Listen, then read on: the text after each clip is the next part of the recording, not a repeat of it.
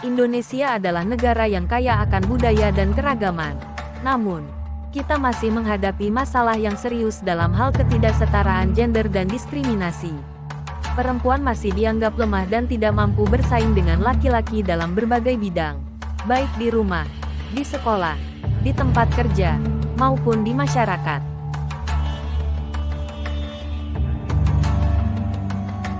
Menurut data yang dikeluarkan oleh Badan Pusat Statistik (BPS) pada tahun 2020, rasio partisipasi tenaga kerja perempuan hanya sebesar 53,9%, sedangkan rasio partisipasi tenaga kerja laki-laki mencapai 81,1%.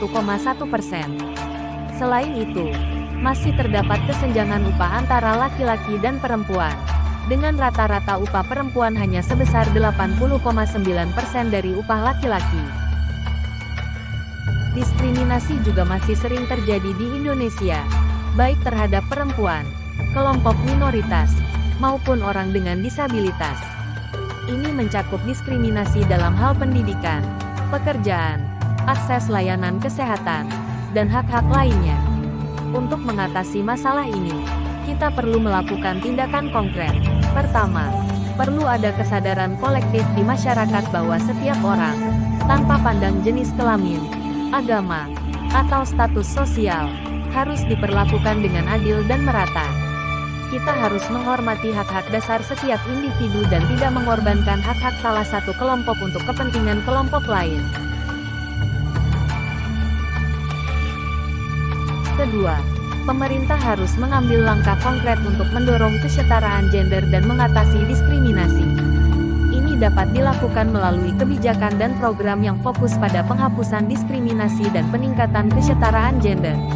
Pemerintah juga harus memastikan bahwa setiap orang memiliki akses yang sama terhadap layanan pendidikan, kesehatan, dan pekerjaan.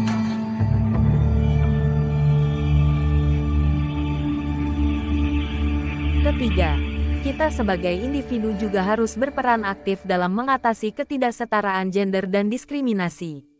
Kita dapat melakukan ini dengan membantu mempromosikan kesetaraan gender dan mendorong orang lain untuk melakukannya.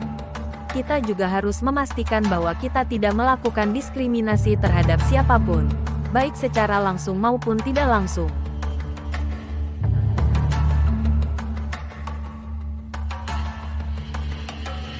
Dengan mengambil langkah-langkah ini, kita dapat memperbaiki situasi yang ada dan membangun masyarakat yang lebih adil dan merata bagi semua orang. Kita harus bergerak bersama menuju masa depan yang lebih baik dan lebih inklusif.